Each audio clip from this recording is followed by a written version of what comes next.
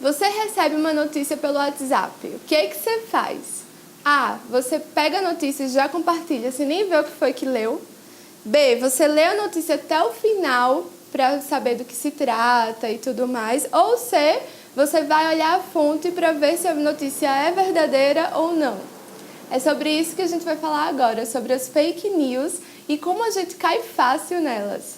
E a gente vai falar com a Flávia Gomes de Barros, que ela é jornalista e vai conversar com a gente um pouco sobre o assunto. Quando vem as notícias prontas relacionadas a questões relacionadas à cassação e etc., sempre vem de uma maneira bem mais resumida o processo, né? No meio desse resumo todo, há essas peculiaridades que acabam, enfim, de alguma maneira, tornando a notícia não tão real quanto o fato é. Exatamente.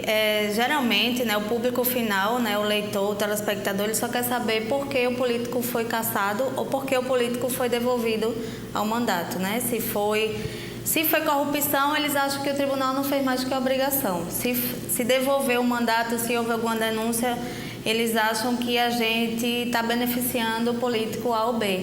Infelizmente não é assim. Então, toda vez que eu vou preparar um material para mandar para a imprensa, eu pego o processo dos relatores, que no caso são os desembargadores eleitorais, e eu vou esmiuçando eles para poder explicar, né, para a população, através dos textos, por que aquele político foi tirado do mandato ou por que ele voltou ao seu mandato. Então, a gente tenta desmistificar essa história da corrupção eleitoral, da compra de votos e mostrar que, apesar deles serem acusados, eles também têm seus direitos, né? Então, esse processo de construção da notícia, na justiça eleitoral, ele é feito com muito cuidado.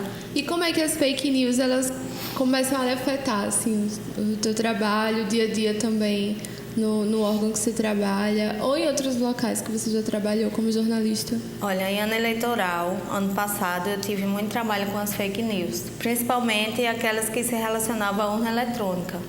Porque existem vídeos no YouTube e nas redes sociais dizendo que fulano de tal já violou a urna eletrônica e que provando por A mais B que a urna é um equipamento violável, que pode ser corrompida, não sei o que, não sei o que. Então, é um trabalho, né, que o Tribunal Superior Eleitoral faz com todos os assessores de todos os estados, né? A gente tem orientações para poder lidar com esses fake news.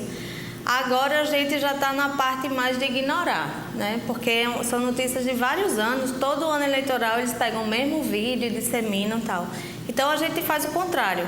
Quando tem um vídeo desse ou um texto falando sobre, no caso, né, sobre a violação da urna eletrônica, a gente faz trabalhos e campanhas específicas para mostrar que a urna eletrônica é 100% segura. E hoje eles usam várias tecnologias para isso, né? Até vídeos, fotos, tudo isso acaba sendo usado como uma ferramenta para tornar aquela fake news bem assimilável, né? Como tudo hoje, né, a tecnologia está muito avançada e eles pegam a linguagem própria, né, como se fosse mesmo de verdade. E é como eu sempre digo, antes de você compartilhar qualquer coisa na sua rede social, no seu site, no seu WhatsApp, dá uma lida, vê se aquele site é realmente de procedência, vê o que está escrito lá. Às vezes é cada absurdo que a gente vê, que às vezes até uma simples frase que a gente vai compartilhar, quando a gente olha, tá lá, Cecília Meirelles, Carlos Drummond de Andrade, quando a gente vai olhar não é. Então, assim, a gente tem que ter muito cuidado na hora de estar divulgando, disseminando essas coisas que a gente não sabe a autoria. E a gente vê muito que as fake news, a gente vê a discussão das fake news atualmente a partir das redes sociais, até que robôs produzem fake news e tudo. Mas, na verdade, é antiga, né, as fake news. Como jornalista, como é que você percebe? Assim, você já foi afetada por fake news antes mesmo de trabalhar, enfim, com assessoria? Como é que é essa relação, assim? Antes a gente não chamava nem de fake news, né? Antes eram os boatos mesmo, as fofocas. E aí, quando a gente ia correr atrás daquilo, a gente via que era besteira, né?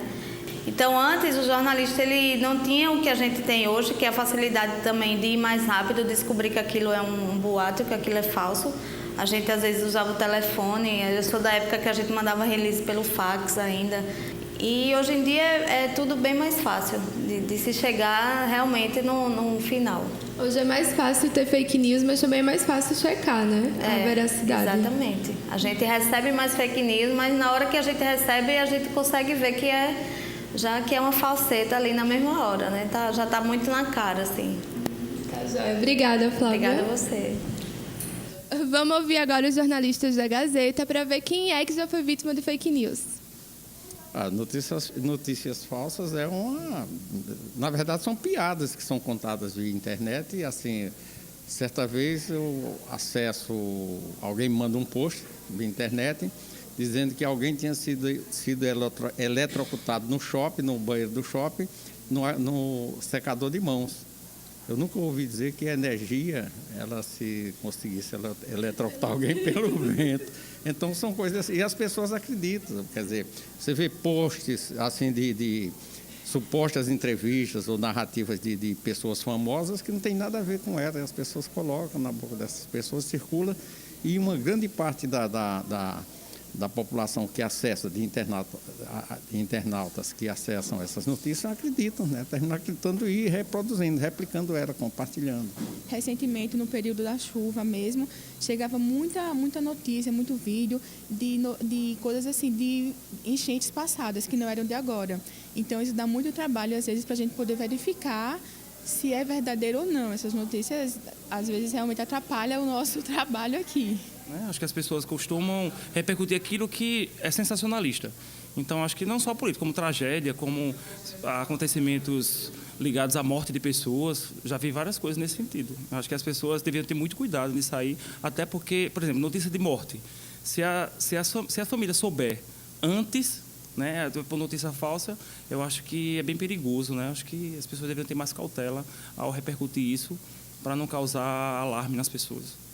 Bom, nós como jornalistas, a gente tem um compromisso, né, com a notícia, em primeiro lugar. A notícia ela tem que vir imbuída de compromisso, isenção e responsabilidade. E sem esses pilares a gente não tem como trazer uma informação falsa, baseada em conteúdo falso, porque a matéria vai ser falsa, né? Então, o nosso trabalho está em jogo a partir do momento em que a gente não apura, recebe uma simples informação e coloca para o leitor. Então, é importante que a gente cheque junto a fontes oficiais, junto a fontes formais, seja com polícia, Ministério Público, para saber se realmente aquele conteúdo procede.